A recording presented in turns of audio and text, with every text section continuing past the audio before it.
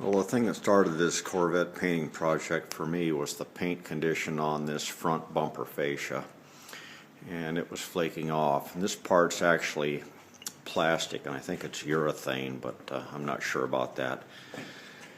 But it's difficult to paint. It must have been difficult for them right out of the factory because the paint was flaking off up in this area. Right now I've got the cover with some plastic sheeting, so the new paint looks really, really nice on it.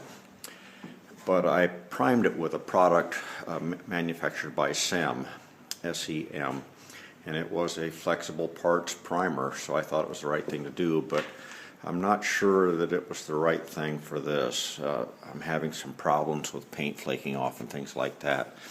So basically I'm about ready to write this piece off. I'm probably just going to buy a new fiberglass front bumper for the car eventually. But I'm this deep into it, so I'm going to go ahead and finish it off, and I'm going to paint this area that's masked off right now just black because it's deep underneath the car and won't be seen, and that's the place where I'm having problems with the paint wanting to flake off a little bit. So not everything always works right, especially when you're painting plastic parts. One thing I noticed while dismantling the front bumper was that the side marker lights, they're gone out of here now, but they're in pretty bad shape. Badly oxidized, so I bought a 3M restoration kit, and it worked really, really well. It was just a hand-powered one, and I spent about maybe $10 on it or so, and it did a great job. And it starts off with a 500 grit disc hook and loop that fits on this little applicator, and it then goes to 800, and then 1,000 and 3,000, and you finish up with rubbing compound on the back of this applicator. And it's kind of hard to see, but here's one that has not been worked over yet, and here's one that has. And I'll do a little bit of a close-up there. You can see the condition of that as opposed to that. And so it made a big difference for about a $10 bill. Pretty good deal, really.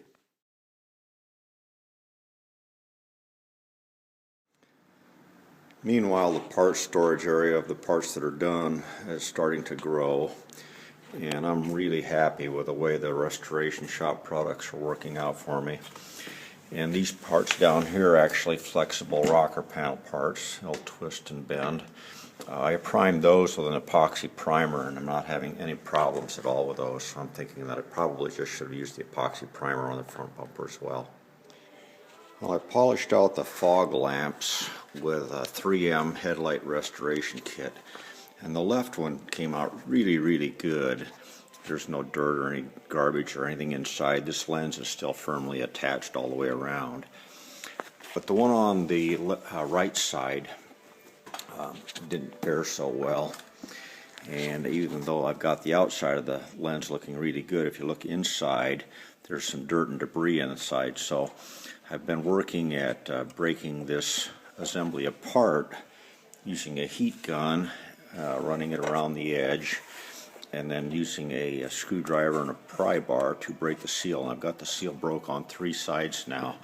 The reason the dirt's inside is because it had actually separated up here and was allowing dirt to get in. So I'm working on that. I've got some carpet on the floor because inside I think those lenses are glass.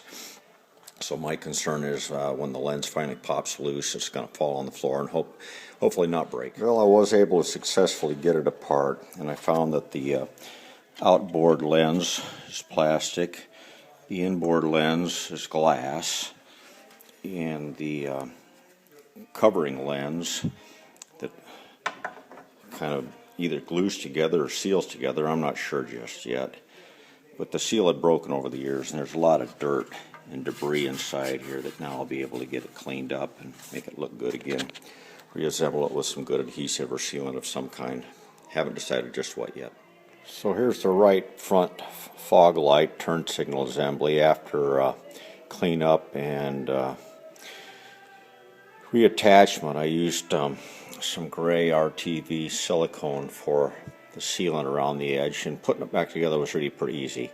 There's these little snap catches. You can see one right there at the top. You just take and you push the lens into those snap catches, and it's there. Give it a day or two to cure out, and it'll be sealed up good.